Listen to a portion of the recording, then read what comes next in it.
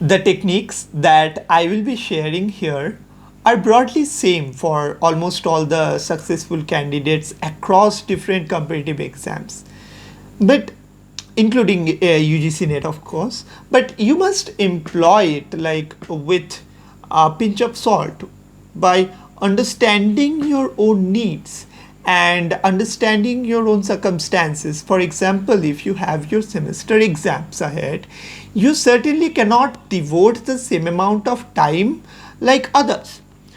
So first of all, your first step should be know well what all you have to study, like from the syllabus and PYQs. First, the broad topics like teaching aptitude is the broad topic, and then branching it into multiple topics, smaller topics and subtopics. You should prepare this chart. Preparing this whole T diagram, like broader topic, smaller topic, and further topics, and then further question patterns. Preparing this T diagram would help you know how much you have studied and also how much is left. Like you would know that these subtopics have been covered and this subtopic from this broader topic is left. So this would help you understand your position in your preparation. When you study something, you would also know where does that single piece of information fit, or where does that how does it relate to the broader topic. So that would help you understand the relevance of the topic, the things that materials you are studying for the exam. It will also help in understanding the probability of coming one question in that exam based on your understanding from the PYQs. So now that you know what to study, you have to decide when to study that.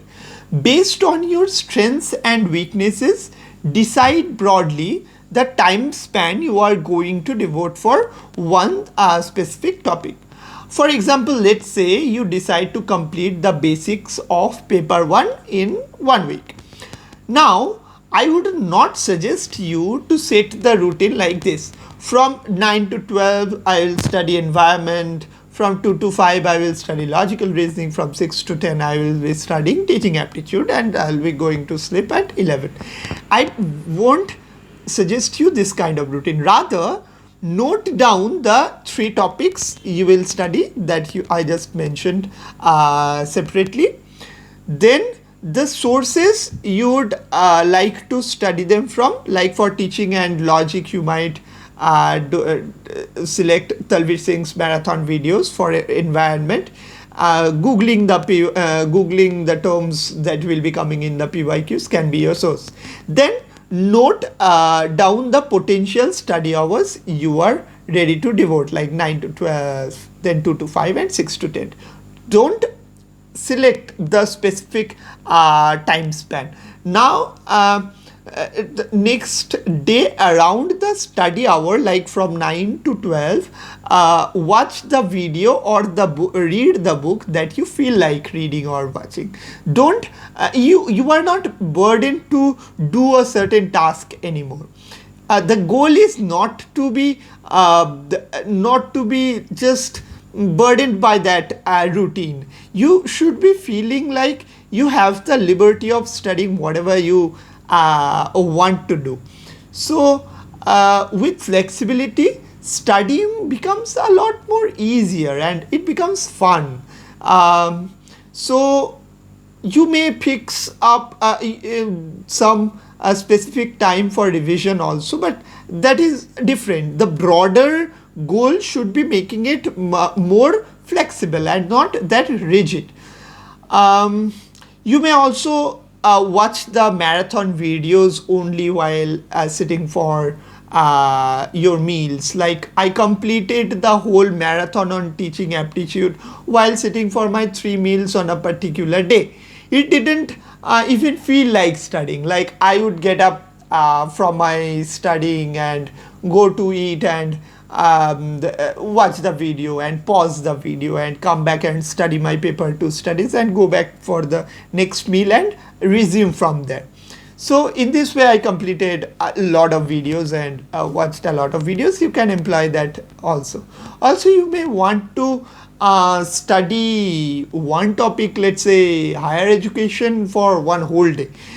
You may do that if you you think that this kind of strategy works for you, but it didn't work for me.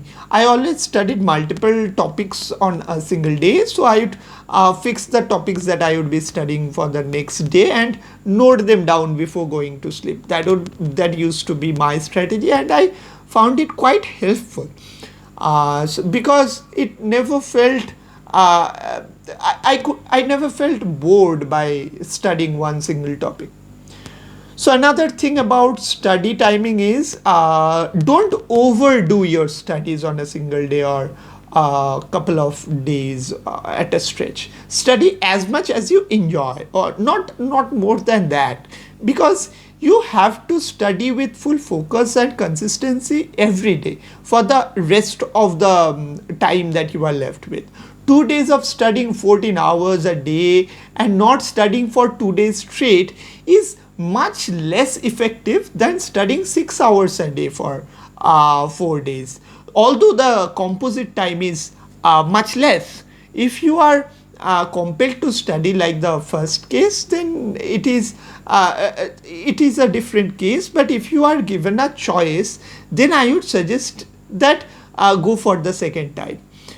Sound night sleep in between your different phases of a study helps you understand the concepts better also. So taking care of your physical and mental health is very important for your exams perspective as well.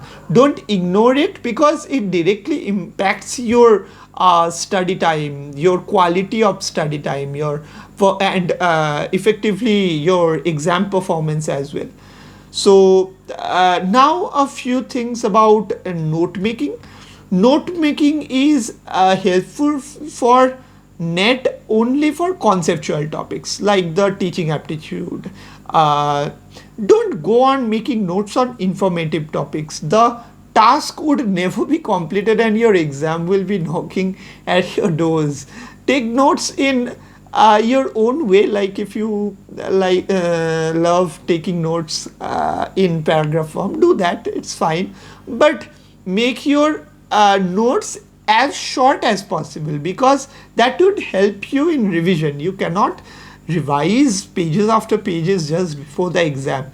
So yes, revision is the key for excelling in all the topics, be it practicing again and again, or reading and rereading, or even watching and rewatching videos. While revising, keep an objective eye on your level of preparation of different topics. Like keep guessing what's coming next in the while you are watching a video, or keep guessing the answers of the while you are solving the PYQs, or keep recalling the concepts while you were studying from books. So also don't revise when you just feel like revising. Give it its due importance and allot specific time for revision too. The more you come closer to the exam, the more you should be revising. Revise whatever little you have studied, just otherwise the contents you read and the concepts that you understood will eventually forget you in the exam hall.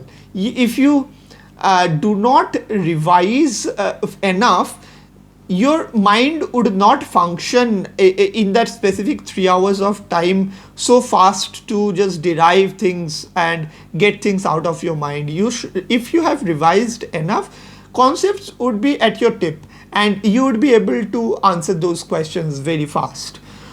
So now that studying and revising are done, so you need to assess yourself also. Not that after doing that, while you're studying and revising are going on, you should assess yourself continuously, regularly. Give mocks in time bound manner, and for this I have already mentioned that PYQs, year based PYQs, not the topic based PYQs, are the best. You might find the same questions that you have been studying in the topic wise PYQs repeating in these year based PYQs, but never mind, that would be just your revision of those questions. Honestly, in the final exam, I scored very close to the marks that I was getting in my mocks of PYQs. So I kind of knew that I stand a chance of clearing the exam just by giving mocks of the PYQs. This gives you a confidence boost while you are studying. Like, you know that you are going in the right direction. Don't get demotivated either if you are not scoring well in those exams. Rather, analyze your performance. See what are the areas, weak areas that need improvement, and then work on that. See if you can work on that and improve in the next mock. I am sure that you will see the result in your upcoming mocks. If you have a study group, you can give these mocks together also. Like, that would be a very good exercise that would help generate a healthy competition also amongst your friends, and effectively enhance your personal individual performance as well. If you have a group, don't just study together or trained, just test each other also based on your studying. Make it playful, make the study playful. Share your observations about a particular topic or trend of PYQs, etc. But be cautious while doing that also. It also runs the risk of affecting negatively your performance. Also, don't if you are studying in group, don't ask your friend to teach you some topic, because that won't be much help. Because just study something. If you are feeling that you have doubts, then ask the friend what are the things that you are missing, and why that is happening, what is happening. So I didn't have personally such a group, because my friends with whom I was comfortable in studying in a group were not preparing for it at that time. So I had prepared on my own. But group study can also be effective, very good effective technique if you can employ it. So that's it. Properly structuring your study sessions, regularly giving mocks, revising and re-revising the books and the small notes that you prepared, and the videos and the PYQs, giving good amount of time to both the re-revising the books and notes, and the these things, doing these things for both the papers, like the notes of both paper 1 and paper 2, and the PYQs of paper 2, based on your prioritizing those topics based on your expertise, and definitely not by neglecting paper 1. That is not affordable. This if you follow these things, I think it can ensure that you at least clear net with confidence, even if you don't get GRF. So all the best for your exams. May you definitely clear the exam.